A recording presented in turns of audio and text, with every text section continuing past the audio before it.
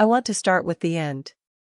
Not because the ending is happy, but because if I start there, you will understand why every single decision I made along the way was the only decision I could have made. 3 months ago, I was sitting in a conference room on the 14th floor of a building I had given 5 years of my life to. Across the table sat 4 people. 2 lawyers. My manager. And the CEO of the company. They were all looking at me. And for the first time in 5 years, none of them had any idea what I was about to say. But I am getting ahead of myself. Let me take you back to where this really started. 18 months ago. My name is not important. What matters is this. I was a mid-level product strategist at a mid-sized tech company. Not glamorous. Not famous. But the kind of company that was quietly growing in a way that made people in the industry pay attention. I had been there since almost the beginning. Employee number 23. I remembered when the office was 3 rooms and a kitchen that smelled permanently of burnt coffee. I had watched it grow from that into 4 floors and 200 people and a reception desk with a real plant on it. I cared about that company the way you only care about something you helped build. That matters. Remember that. 18 months ago I had an idea. It sounds simple when I say it like that. An idea.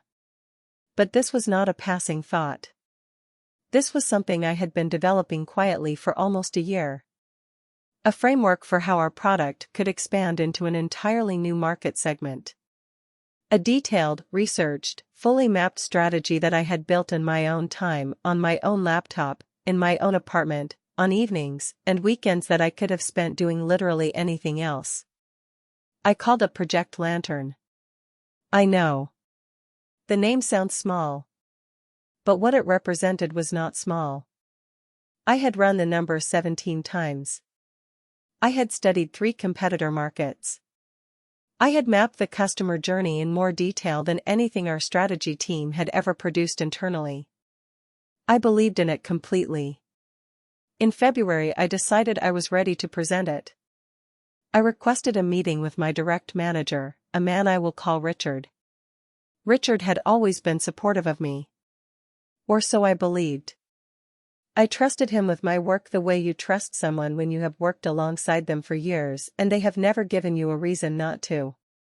I presented Project Lantern to Richard on a Thursday afternoon. He asked excellent questions.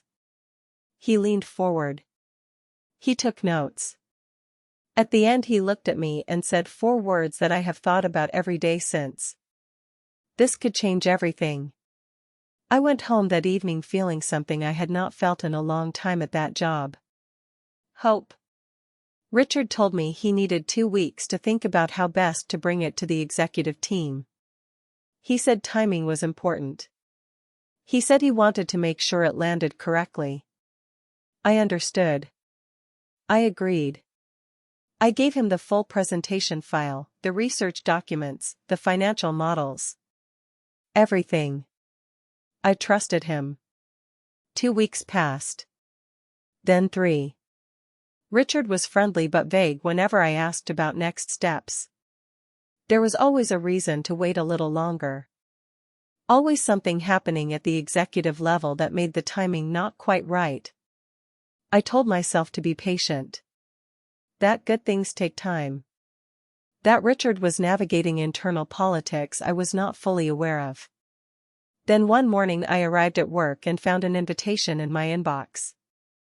A company-wide all-hands meeting. That afternoon. Mandatory attendance. I did not think anything of it. We had all-hands meetings every quarter. I walked into that meeting room at 2 o'clock and found a seat near the back.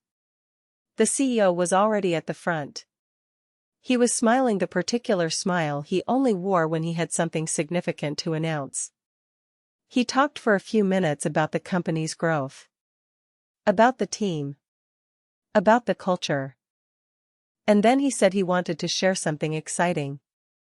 A new strategic direction that was going to position the company for a significant expansion into a new market segment. He clicked to the first slide. I felt the air leave my body. The framework on that slide was mine. The market mapping was mine. The customer journey model was mine. The financial projections were mine.